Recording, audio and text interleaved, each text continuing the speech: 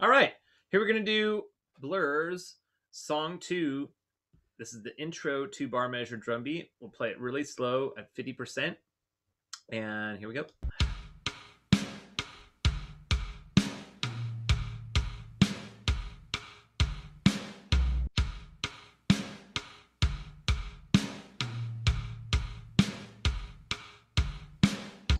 What I like about this is it makes your left hand really active. For a right-handed player, that clicking sound is going to be your floor tom rim. So the eighth notes on these X's right here, 1 and 2 and 3 and 4, and those are all played with your on your rim of your floor tom. The other beats here are on your bass drum. Beat number 1. Let me choose another color here. Here we go. 1. And then snare drum on 2. Bass drum on beat 3 and beat 3 and. Even though these two are different, they're still bass drum.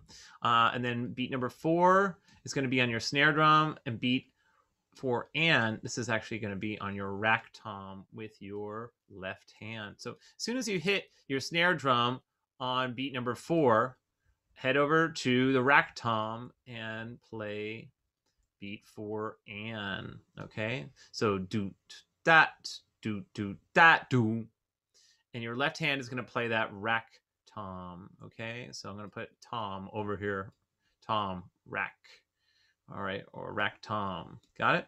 The second bar measure is similar but a little bit different.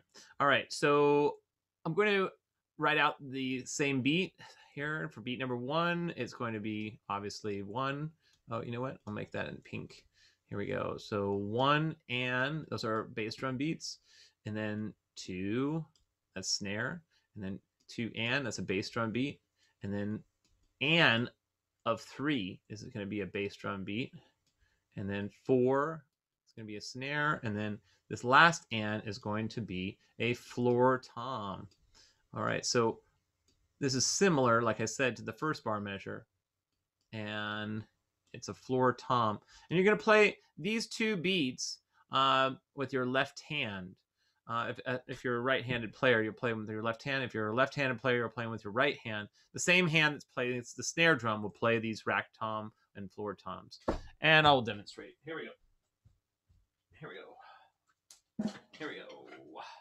1, 2, 3 and 4 and 1 and 2 and 4 and 1, 2, 3 and 4 and 1 and 2 and 4 and 1, 2, 3, 4 and 1 and 2 and 4 and 1, 2, 3 and 4 and 1 and 2 and 4 and.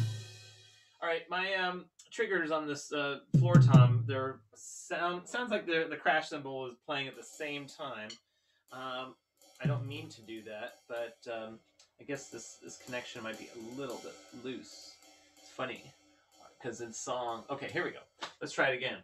1, 2, 3 and 4 and 1 and 2 and 4 and 1, 2, 3 and 4 and 1 and 2 and 4. A little faster. 1, 2, 3 and 4 and 1 and 2 and 1, 2, 3, 4 and 1 and 2 and 4 and 1, 2.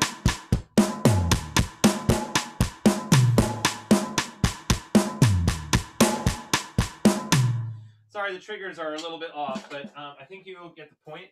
And that is the first 2-bar measure drum beat in the song.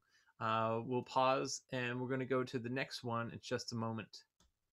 All right, here's the chorus drum beat, and it's 1, 2, 3 and 4, 1 and 2 and 4, 1, 2, 3 and 4, 1 and 2 and 4, 1, 2, 3 and 4, 1 and 2 and 4, 1, 2, 3 and 4, 1 and 2 and 4, 1, 2, 3 and 4, 1 and 2 and 4, 1, 2, 3 and 4, 1 and 2 and 4. All right.